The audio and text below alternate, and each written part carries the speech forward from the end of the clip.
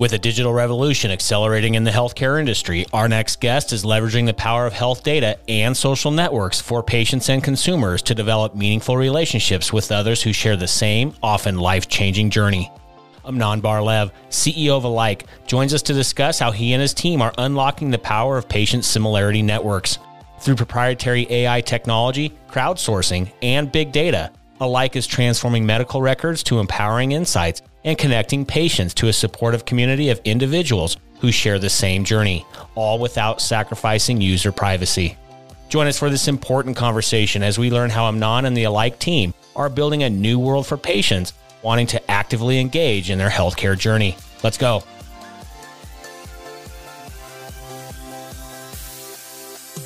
Welcome to Passionate Pioneers with Mike Biselli, where we highlight and speak with the innovators, the game changers, and the pioneers who are deeply passionate and relentless in solving the problems our world is facing today.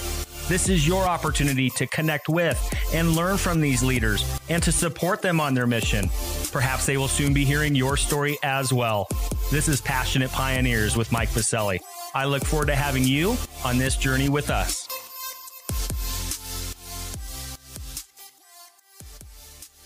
Amnon, a very warm welcome to our podcast today. Thank you, Mike, and thank you for having me here. Well, given your passion and dedication to being a healthcare advocate and student of the industry and your desire to create sustainable and positive change, I'm excited to have this important conversation today. But before we dive in, a bit of housekeeping. While listening to any of our episodes, please take a moment to subscribe to the podcast so you will automatically receive episode updates in your podcast player. Simply search Passionate Pioneers with Mike Biselli on Apple Podcasts, Spotify, or wherever you listen to your podcasts. And lastly, please visit the bottom of the episode notes to connect with me on LinkedIn, Twitter, and Clubhouse in order to further the conversations occurring on this podcast. All right, Amnon, it's almost time for our community to learn how you and the Alike team are tapping into the power of medical records by utilizing proprietary AI, crowdsourcing, and big data to make personalized health a reality. But first, what's that one piece of advice that you would give to others who are passionate about reimagining the health of our world? So just two things, especially for entrepreneur.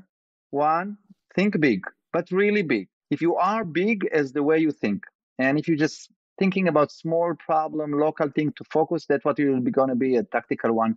But if you want to change the world, think big. And the second thing, think positive. There's so many things why not to do. And if you just focus on what you can do and should do, you're going to get there. So positive thinking and big thinking. I love the advice, Amnon. You've done that time and time again in your career. We're going to talk about that storied career that you've had, but I want to ask a follow-up question on it because I agree 100%. There's no reason to not think big, right? We have one shot at this. Let's take a big swing at it. But how do you go from thinking big to then tactically getting it done? I think usually, by the way, the other things is the problem. Meaning the biggest obstacle for us is ourselves.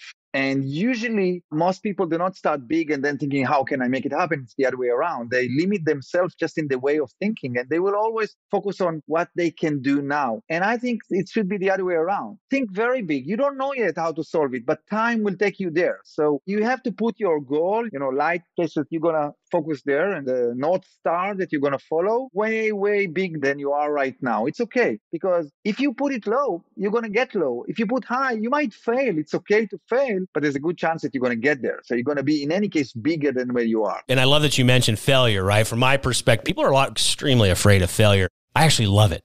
I think that the opportunity to fail leads to great success. There is nothing wrong with failing fast, learning from it, iterating. You probably know exactly what I'm talking about with the amazing tech companies you've built. How important is failure to you as well? It is. Look, to be fair, success is a cool thing, it's great, but you never learn from that. The things that that stays with you, it's your failure. It's when you didn't succeed, when you have whatever problem there are, you didn't build the right team, you didn't know how to focus for the next one, you didn't succeed to raise money, you didn't succeed to bring that forward or whatever. That's where you learn, and that's where you change. You never change because of success. Success, you said, hey, I was so good. You hear yourself, and it's just purely an ego part. But when you fail and you focus on the reason you failed, there's a good chance that you will improve yourself.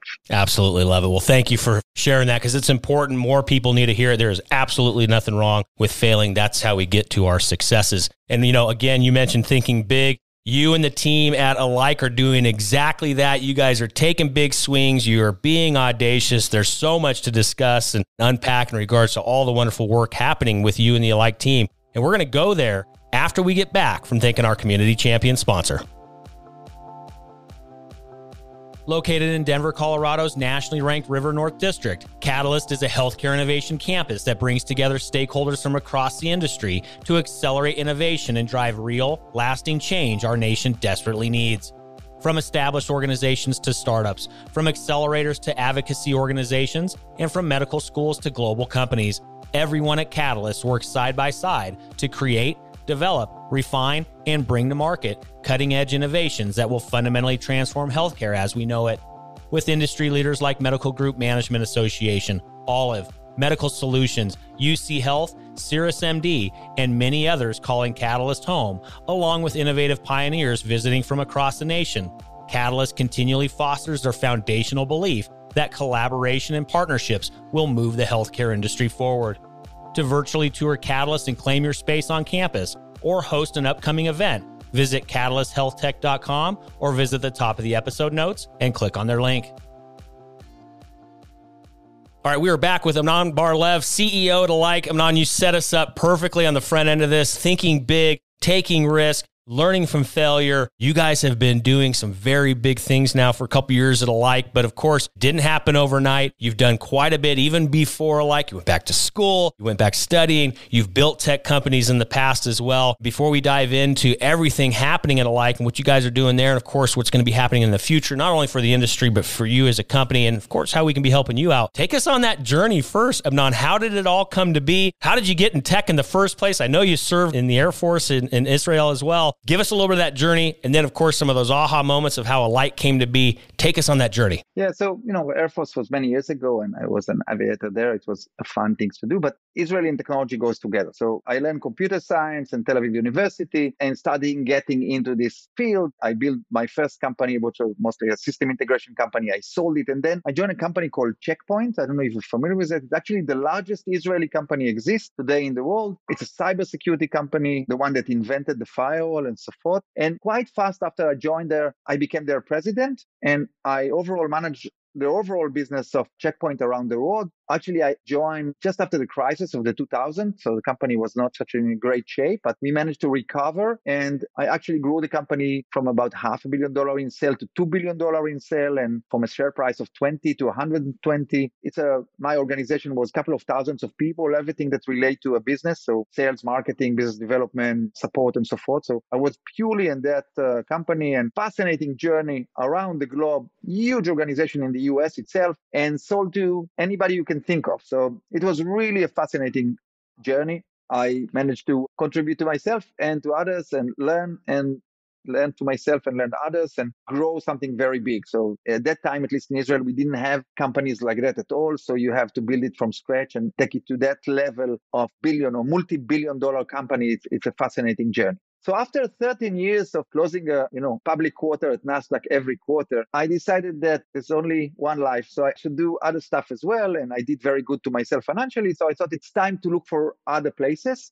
And I decided that life science will be a great place to be. And I started purely by Tel Aviv University at the Medical faculty and just tried to do some brainstorming with researchers and so forth. And I found out, and that's my belief in life, that if you want to do something, you really need to understand it. You can't it's not management is management. Everything is a bit different. It has its own color. Things that you can learn from one cannot go to the others. And so it actually drive me to go back to the medical faculty at Tel Aviv, spend 2 years as a student, purely student, and did a conversion from computer science to life science and study as a student. Like I did all the exams, and funny, at the age of 50 something, go back to school. I was older than the professor there in most cases. I was actually not a bad one, to be fair, but it's interesting and sometimes quite stressful. But it gave me significant amount of more background because it's like a language that you need to speak. And if you don't understand the complexity of it, and to be fair, life science and healthcare is way, way more difficult than everything else I did in my life. Just the ratio between signal and noise on different things, the statistical aspect of it, the complex of human behavior, not to mention the complexity of the US healthcare system that probably is even the biggest one. Now, there was a reason for me studying besides working on my PhD that I need to finish one day, was also to find, and I was seeking for ways that I can bring methodology from the tech industry to the life science industry. And I found two very fascinating things. One, do you know what is the most unused resource in the healthcare system? Any idea? So it's very simple. It's the patient itself. The patient is not part of the process. The patient has much more time than physician. He has much more motivation in most cases. He wants to heal himself and he suffers from that, so he needs some help there. And he probably has the biggest influence on himself. So we need to bring back the patient into the process. You have to be part of the healing process. Or, by the way, it's not always about healing. It's just to improve the quality of life of a person. So that was one thing that I understood. The second thing is that when you look at people and see what contribute to his health, half of the contribution will be his clinical status, his genetic status, his clinical behavior, but half of it relate to his social determinants. He has family, he has a supporting environment, he's under stress. How does he sleep? Does he do sport? What kind of diet does he take? So we need to look at people holistically before trying to heal them. And today, the system look at you as a walking condition. You are diabetic, so they look at you as diabetic. But you're also a male at the age of 52 with diabetic, with overweight, and you try to do some sports and you have a family and two kids. You have to look at people holistically, and the system does not do that. So if we're going to go, and by the way, the manifestation of that is that if you look at medication, probably the biggest treatment for everything, you will see that for every specific condition, medication efficiency will be about 30%. So I need to find the group, the relevant group that will fit to their treatment. It could be medication, but it could be, alternative treatment, whatever it is, diet, supplements, many other things. So that led me to the fact that we need to build a company that will focus on the patient and empower them really, really seriously and see what we can do there with a technology called Patient Similarity Network that I'll tell you a bit more about it. But once I understood that, I did a couple of things. I brought two partners, very important partners and a great people to alike. One is Professor Bar-Lev. She's a physician, a practicing physician. She did her postdoc at Johns Hopkins on medical informatics, and she led here in Israel most of the medical informatics initiative. And the other side is Ohad Sadok. He's a machine learning and artificial intelligence expert, one of the top. So I brought them together, and I know that if you bring a strong team, there's endless things you can do together. So, and that's the way we build alike. I love, Amnon, that you took that time to go and study, and I'm sure you probably had a blast. Even though you were the oldest in the room, I'm sure you had a great time with all those other students and professors, but it is so important. You're absolutely spot on. This is an incredibly, incredibly complex, not a bi-sided industry, multi-sided industry, right? A lot of different players in it, and it is a tough one, right? It obviously, change doesn't happen very fast because a lot of the complexity there. So taking that time to study the game, study the industry, to understand then from there, what is the problem? What are the needs? You know as well as I do, Amnon, we've hung out with plenty of entrepreneurs that they'll go build something and then try to find a home for it. Just like you said, you went and got the right team members, started studying the opportunity and the need out there. So let's go there. Let's start talking about the company you and the team launched, Alike, now over 2.5 years ago. Love to hear the elevator pitch. What is Alike? Okay, awesome. Thank you for asking. So a typical American will go to meet a physician 2.5 times a year, but will spend more than 60 hours on the internet looking for medical things or healthcare things. People feel totally insecure. So if you will be prescribed now with a new chronic medication or diagnosed with a new diagnosis or about to go to a procedure, you immediately feel insecure, right? You feel that, okay, you got some information, physicians are great, but it's not enough. You need to get more information. You need to understand better about what will happen there. Physicians don't have the time, the motivation, or the knowledge, not to mention the incentive to walk you through there. So you need something else. So you go there to different forums and stuff like that. And then you're getting a lot of misinformation, a lot of not clear data, because you really need to get the exact data that people that are similar to you. We go back to this similarity. The fact that if you are a male at the age of 80 with diabetes and 2 chronic medication, you cannot learn anything from a lady at the age of 18 that just been diagnosed recently with diabetes. This is like two different things to talk about. So the idea, and by the way, COVID will be a great example, right? If you've just been infected with COVID and you are taking, I don't know, some kind of a medication, you want to understand what will happen to other people, like beta blocker for blood pressure. You want to see and talk with others that have been taking that. You are not interested in a kid of the age of 16, right? Doesn't help you. COVID shows that the move toward personalized health is so important. And that's exactly what we do. We are building patient similarity network. The idea is that we take a person and profile him. So today, I don't know if you know, but every American can get a full access to his medical records with 3 clicks. He just go to his providers, click that he allowed to share it, and all the data will come. So we build an infrastructure for that. So you can put your information manually or just connect to your provider and get your medical record. We'll ask you a couple of more questions and we build your initial profile. Now, I'm allowing you to ask questions, any question you want to ask. And based on the questions and based on who you are, I will match you with others that been there. Now, think about this amazing thing, right? When you are going to vacation, to check an hotel, to buy something in Amazon, what is the first thing you do? You go out there and read reviews because somebody been there.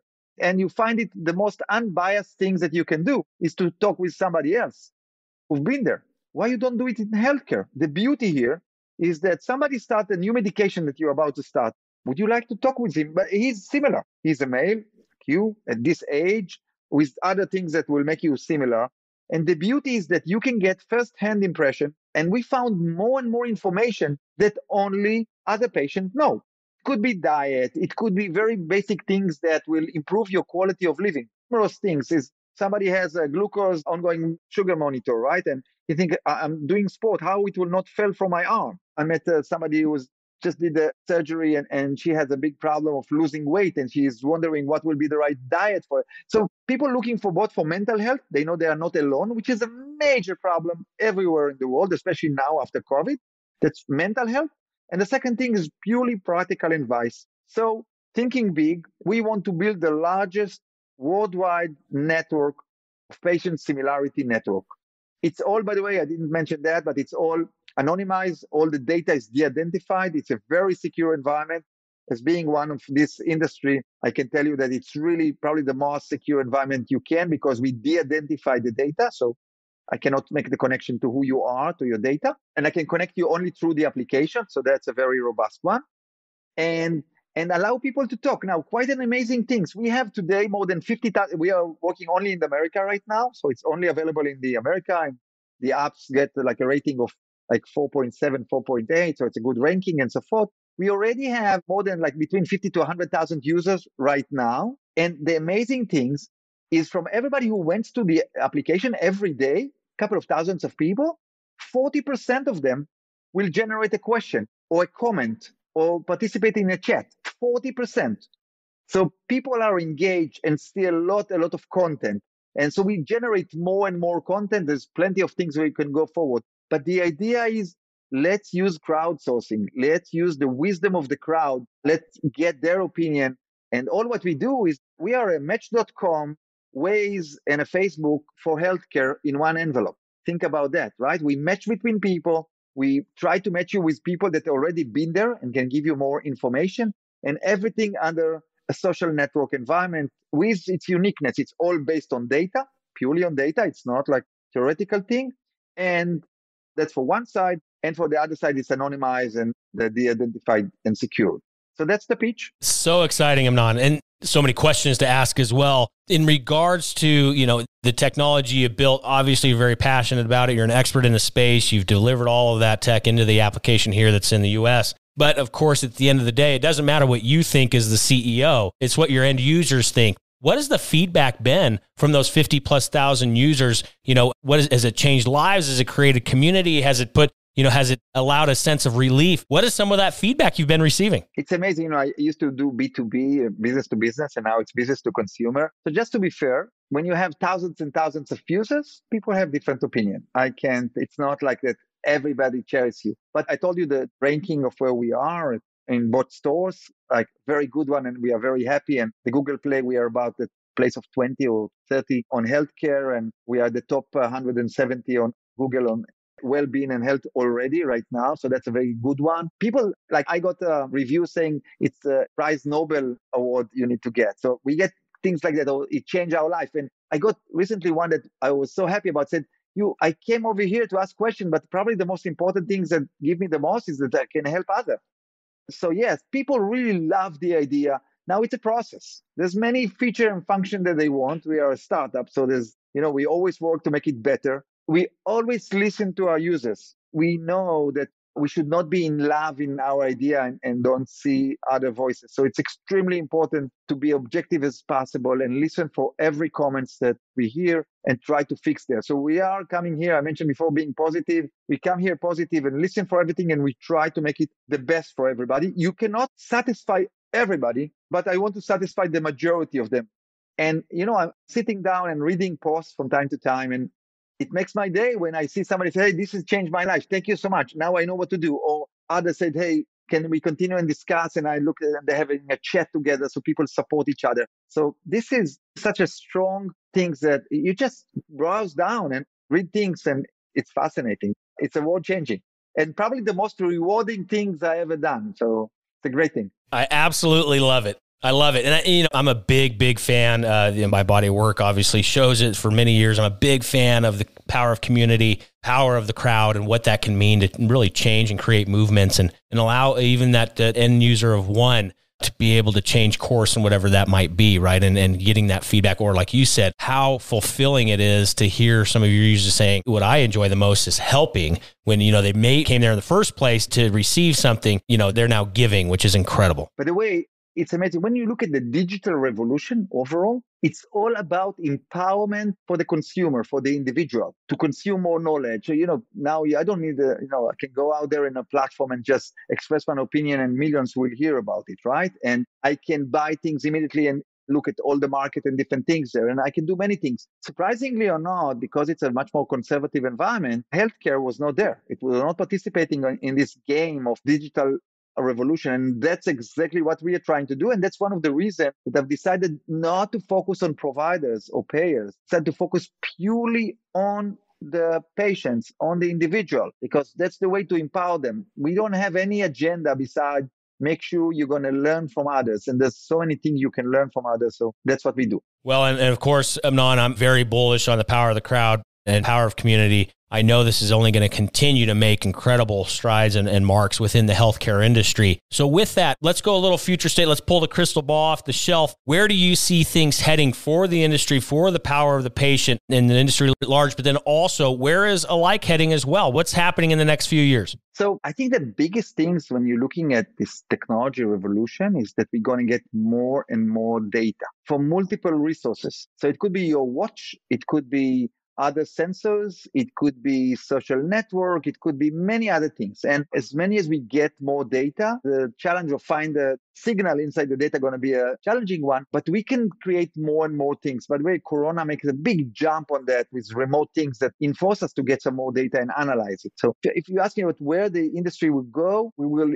increase dramatically the amount of the point of or the attributes of data that we're going to collect significantly amount in healthcare. And that's the time that digital health will come to place. Before that, you see more small things. Telehealth, it's nice, but it's in a way all technology. But when we're going to get significant amount of more things, people will wear more things. It becomes like something trivial and easy to use and easy to interpret. We're going to see significant amount of more data value for users from digital health. So that's one thing. Now, if I'm looking at Alike, that's exactly the place. So we are a platform that collects some of the data, but if a genomic will be easy, we would like to put it as part of our ability to match people. So if there will be a sensor of your watch will be easier to use and most of people will use it, I'll take that as well. So the beauty is that, starting with your medical records and then asking you about your supplements and diets, and then tomorrow morning there will be an automatic way, like you just drink a water, and it might be that your cup will be an IoT and Internet of Things that will just send to the cloud how much water you drank. I can get it. So that's like on the vision side.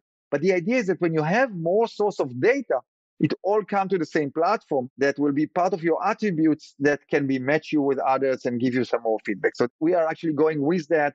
We have plenty of things already in our hands, much more than what people are using today. People, as I said before, or the health system will look at you as a walking condition. We look at you as a walking person. It's a very big difference with everything there. But I think there will be much, much more looking forward. Oh, there's so much to discuss there. I mean, I love the notion of, layering on data upon data upon data where sometimes you don't even think about it, like weather data. What does it look like to wrap in weather data? And what does it look like psychographic data, financial data, traffic data, zip code data, right? All these different things. But I'll give you another small example of stress. We know one of the factors that really, really affect your health is your stress level and your sleep level, two things that are important, right? For sleep, we can now start measuring, but it's not common. Stress, we are far away from that, or not far, but we are away from that right now. Those two things, just looking at your health, it's a very basic things. Your sleep level, your stress level can make a huge difference of what we can do in order to improve the quality of our life. I'm not trying not to replace a physician or necessarily to heal your chronic condition. What I'm trying is to improve your quality of life, because that's probably the most important thing. We as humans first want to not necessarily live longer, but we want to live better. And that's what the focus of Alike is about. Absolutely love it. Absolutely love it. Well, of course, now we'll put the crystal ball back on the shelf. Now we'll come back to current state. It is an amazing community rallied around the podcast, some phenomenal leaders and people that are passionate about these subjects as well. So, Amnon, with that, what's one problem, need, or question that you and the team have that our community can be helping you with? Okay. So I think there's two things. One is very simple. I want more users. The app is for free, by the way. I want more users because the wisdom of the crowd is much more smart when you have much more people. So we want to encourage everyone to just take the app, download it, go through the onboarding and be part of the community. So that's number one. I know it sounds trivial. It's not about selling anything. Again, it's for free. But as many as we're going to have more, it will be significantly more. I'll be happy to work with, there's no technical integration needed with anybody. So if you are a provider or payers and you want to be part of this network, we can help you and help you with, semi-branded and so forth. And it will be for your audience. Again, everything is for free. We would like to do marketing with you together to add more people. So that's one thing that probably the most important thing for us. Again, the next target for us is to get to the 1 million users and then moving forward much more than that. But that's our nearest goal is to get to 1 million users. That's one thing that all of us can help. Each one of you, download the app and enjoy. The second thing, which is more of a question that I'm struggling with, is we created a lot of content and user create a lot of content. And always there's a question about how can you curate it? How can you make sure that the content is good? And now you cannot scan everything. We use technology, by the way. We use NLP, natural language processing, to look at the content. If people are, express themselves inappropriately, we'll tell them this is against the guidelines and stopping there. But, I always look for ways that in a scalable way, I can continue and generate good content for my people. So any advice in this thing, it's a major thing. At the end of the day, we are a content company, and a data company. So everything we can get there as ideas and stuff like that, it's important. We try to do things that it's important for me to say that we do have some patient advocates and so forth, but if people want to join, become like a patient advocate in the system, we'll be happy to let them in and give them that kind of a status and work with them to moderate some of the discussion. Most of the discussions we have today are unmoderated deliberately because we do want people will feel free to talk to each other. So people, if they want to be a patient advocate, to come up with other ways to moderate discussion in a scalable manner, I'll be happy to work with each and every one of them. So those are the two things. More patients together with collaboration with different organizations for free with no technical barrier at all. Just go to market together. And the second thing is the content of self, of course.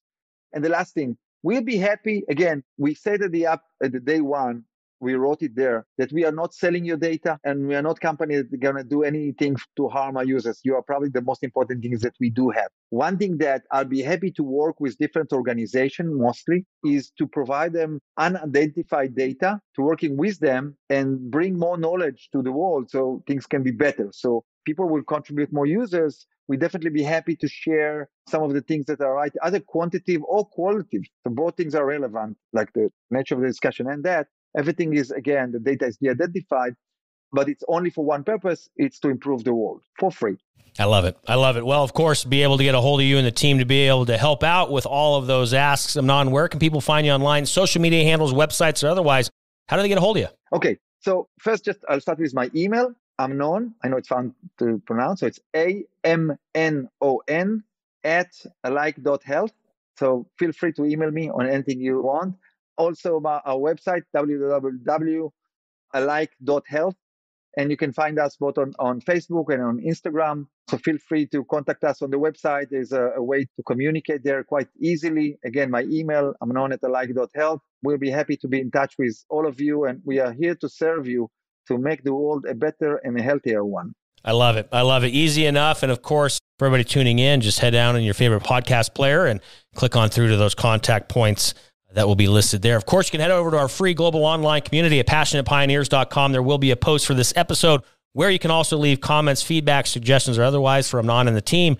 And those contact points will be listed down in the episode notes there as well. Again, over at passionatepioneers.com. Well, Amnon, I know we're going to have more to discuss down the road as you guys continue to build this movement at Alike. It's a fascinating and much needed technology and community, and the crowdsourcing I just am a huge fan of. So love everything you guys are doing. But for now, we're going to start wrapping it up. And in order to do so, I have a fill in the blank for you. I'm a passionate pioneer because I want to change the world, then to leave something to change and leave a legacy there. I love it. I love it. Well, keep going. Keep fighting the good fight. You're doing amazing work.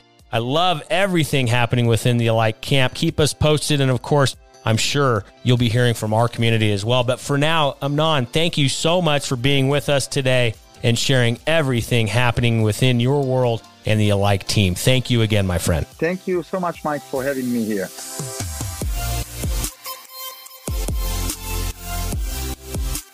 Thank you for joining us today on Passionate Pioneers with Mike Biselli.